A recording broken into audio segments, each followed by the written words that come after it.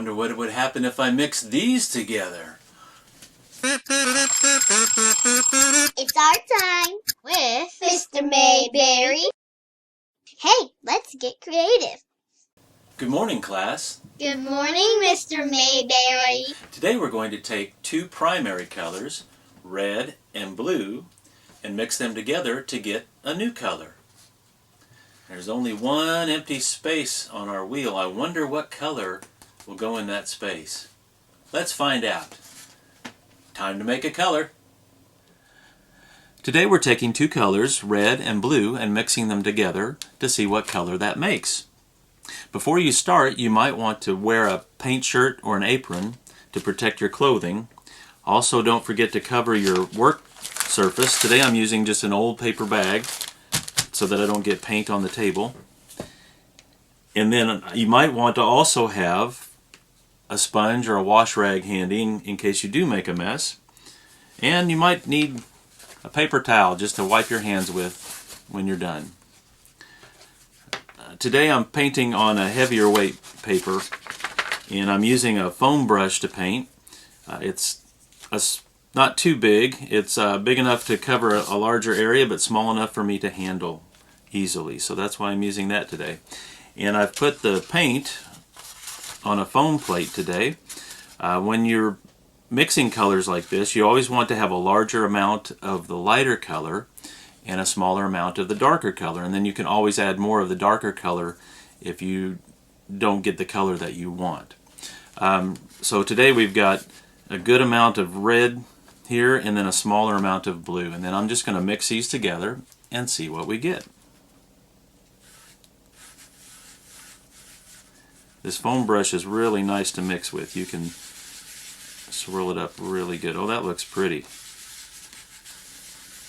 Okay, red and blue make purple. Very good. So now what we're going to do is take this paint and cover our paper. So I'll start on this side, and here I'm going off the edge. That shows you that it's good to have that work surface covered, so that way I can paint on this paper bag instead of the table.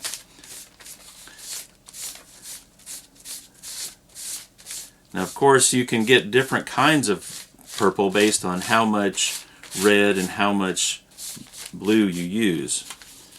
So that might be something for you to experiment with and try and see what kinds of purple you can make. This is a pretty color. It's kind of a lighter or a reddish purple. So if I had more blue, it might make it a little darker. But I like this color, so we're going to stick with that. So I'm going to cover my entire paper.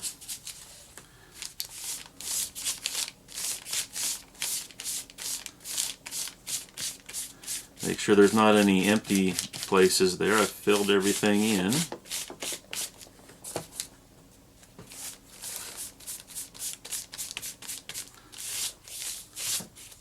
Okay.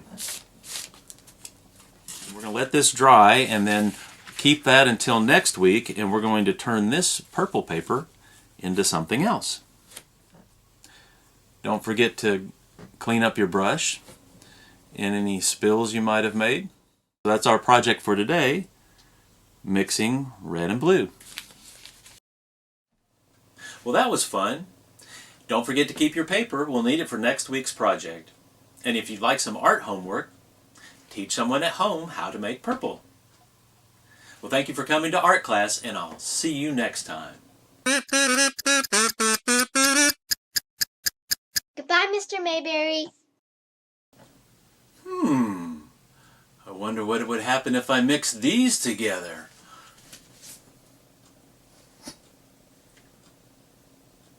That's it.